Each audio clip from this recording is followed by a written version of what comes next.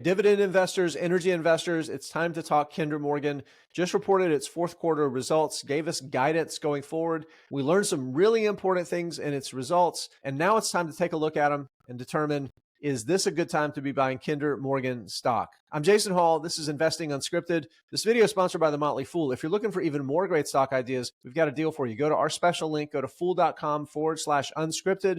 The Motley Fool is going to give you its 10 best stocks to buy right now. You heard me right. They're going to give you their 10 best stocks to buy right now. Go to that link, again, fool.com/unscripted after watching the Kinder Morgan video, and you're definitely going to want to check that out. To start things off, I'm going to bring up Kinder Morgan's press release. We'll talk about some of the key things they reported. I'm going to focus on the bottom line stuff. Fourth quarter earnings per share, 27 cents, down 10%.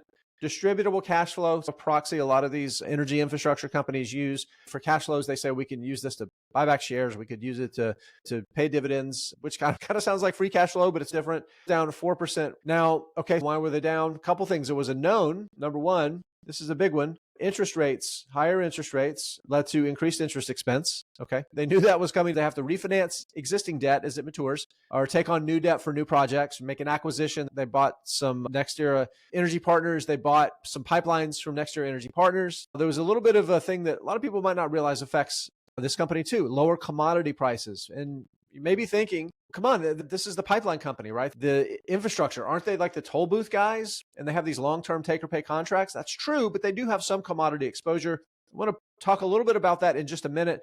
Before we get there, I want to share a slide from their presentation that breaks down how the results for the year came in compared to what management said with their guidance before the end of the year. So we'll start here first. Net income came in basically right on target, 1%. Adjusted EBITDA was up 2%. So EBITDA can be useful. Earnings before interest, taxes, depreciation, and amortization. Adjusted means we're doing that, and then we're taking other things out, like they might be taking out stock-based compensation or other expenses. And the reason that was up and distributable cash flow and earnings were down, if you just ignore interest expense, that's the I, okay, then you can be up. Well, their interest expense increased. So that is started to drag on the results. And we also saw a little bit of an impact in the quarter from commodity prices. Another slide that I want to share talks about that. Fee-based, commodity-based, take-or-pay, and hedged. So a big chunk of their business, 2/3 of it is either hedged, which is a small 6% where they have exposure to commodity prices, but they use hedges to limit their downside. It can limit the upside too, but basically in this kind of business, you really want to limit downside. That's what they do.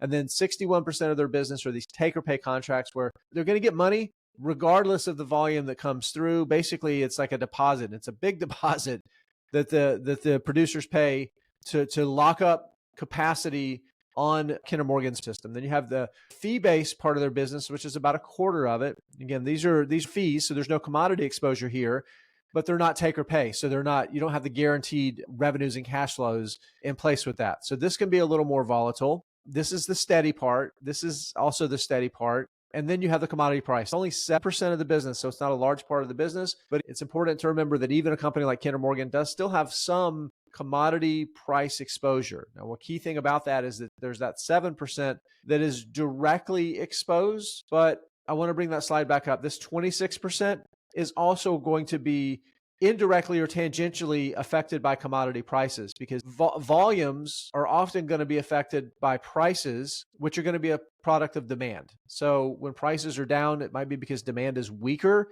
and its customers are not going to be sending as much volume. They'll back off of their production when they can, when they're not going to get as much in revenue realized prices.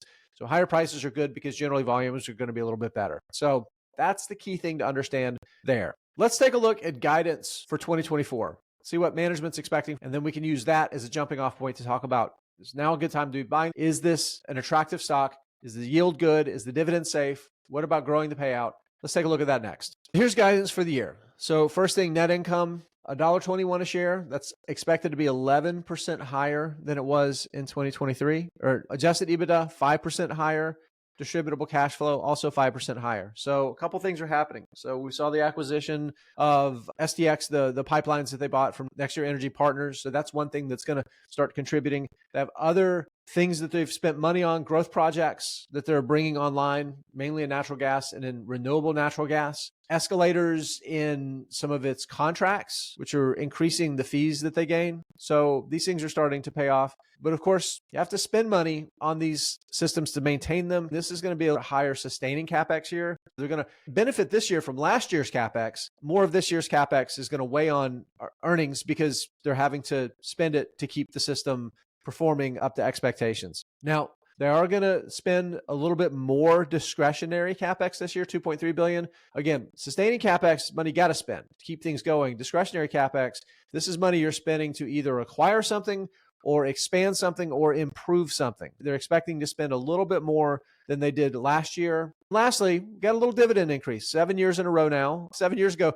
they had to slash the dividend. So they've been able to, on that lower dividend base, consistently grow the dividend over time. So investors are getting a little 2% raise. That's nice. You want more. But again, based on the expectations of what's going on with the business, 2% is a reasonable amount because it's sustainable and they know they can pay it and they know that they can support it. That's really good. Because one of the things the company is going to continue to have to deal with is that higher interest expense. A lot of debt that they took on over the past decade was at very favorable interest rates. That's starting to change. As we know, interest rates have skyrocketed. The good thing is the company has actually paid down its debts in recent years. Since early 2014, debt's down 17%. But from the peak of debt, they've paid off almost 1/3 of their debt over the past, call it roughly 9 years. Now, why does that matter? Again, interest rates are starting to go up. You want the company to continue to unlever their balance sheet, and they've continued to make that a priority because last time they got caught with the tide going out, they had to slash the dividend. They had to absolutely gut the dividend. As you can see, the dividend is still below where it was a decade ago. So the bottom line there is that the balance sheet is a lot stronger. The management's been able to think long-term. When the capital markets basically took control away from them and said, we'll either lend you more money and you cut the dividend, or you don't cut the dividend and we're not going to lend you any more money. They had no choice. Management's done a really good job of refocusing on making sure that the balance sheet is ultra strong and that they're never going to be left at the whims of the capital markets when it comes to the promise they make to investors to pay that dividend, grow it modestly over time. So we've talked about the results from last year, the things that affected them a little bit to the downside, the things that affected it to the upside. We've talked a little bit about their guidance for 2024. Guidance looks pretty good. I think it's pretty solid. Now, let's talk about the business's strength. Management's great. Executives own roughly 12, 13% of the company. You've got a pretty good amount of alignment between executives and the board and regular shareholders like us. Valuation is now a good time to be buying Kinder Morgan. Stocks had a pretty good run. If we look at it since the beginning of 2021, stocks up 27% or so. That's actually underperformed the S&P 500. But you got to remember, dividends a big part of the return profile here. We add dividends in and look at the total return price, 3%. That's a lot better than the S&P over that same period of time. Maybe wondering, did you miss your opportunity, Kinder Morgan? I don't think that's the case at all. Dividend yields somewhere around 6.5%, depending on where the stock price is when you watch this video. It's going to be somewhere between 6 and 6.5%. The dividend's ultra safe. Their cash flows have some volatility, as we talked about, but the dividends should be really stable and supportable, and their ability to modestly grow out looks pretty good. I think you factor in their ability to continue to grow their system a little bit every year, pay that nice dividend. You're locking in that 6 to 6.5% yield now. Grow your payout over time. I think your chance of getting really good returns and possibly continue to get market-beating total returns going forward with Kinder Morgan's really high. I think this one should be on buy lists right now. It's definitely worth taking a closer look at.